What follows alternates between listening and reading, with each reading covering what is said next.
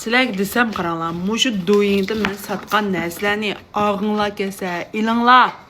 Og'inglar kelmasa, ammanglar.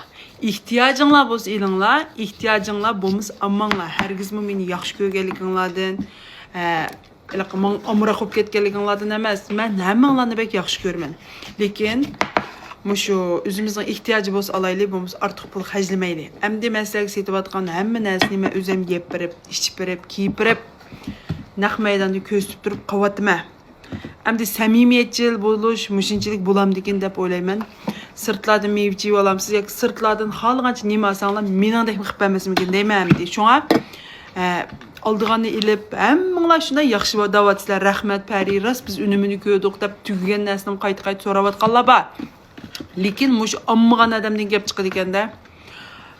Öyle onu deydikansiz, öyle bunu deydikansiz. Ammanglar, meni yaxshi ko'rsanlar, serib o'tkazinglar, yaxshi ko'rganlar, ehtiyojinglar bo'lsa ilinglar. Mana bugun sizlarga demoqchi bo'lganim mana o'zim chingza. Mushi Xinjiangni sag'izdim. Hozir men Guangzhouda turyapman. Guangzhouda mevchi bekchiq.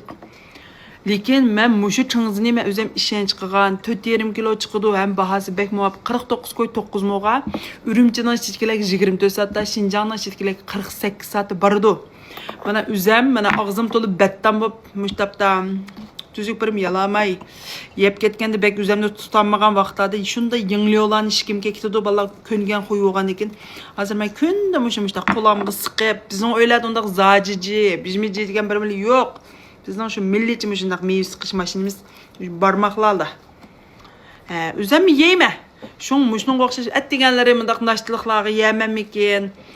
Mushundaq o'zim yaxshi ko'rdim. Meyvechi bilan deydiganlar. Asanglar bo'ladi, ishiklarning oldiga apirib birdim. Voyjon, nemish qilmay bu bir meni qo'llaydim. Ishikning oldiga chiqsa azanka desa, ya shuni elinglar qarindoshlarim. Ishqib nimani xohlasanglar shuni qilinglar, ko'nginglar kelmas o'tkazinglar. Yaxshi ko'rganlarga hammanglarga rahmat.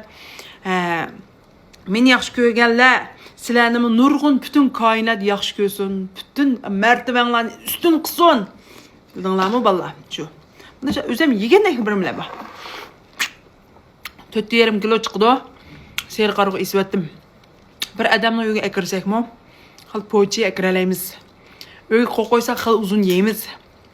Bo'lmaz, naydi, tayin yo'q bir nimalar hajlasak, hajlayapmiz u balla. Uyga qo'ysangiz-chi qarang, balangiz u yoqqa o'tib birni, bu yoqqa o'tib birni. Bunda qildi, ko'rdinglarmi mana suyini? Mushunda chiqadigan tursa, siqib bo'lib turibmi, mana ichidagi go'shti qaranglar balla. Mushunchalar darajada. Undaq bo'lsa seyir qarg'u esvatdim, sizlarni suyma, qadrdonlarim.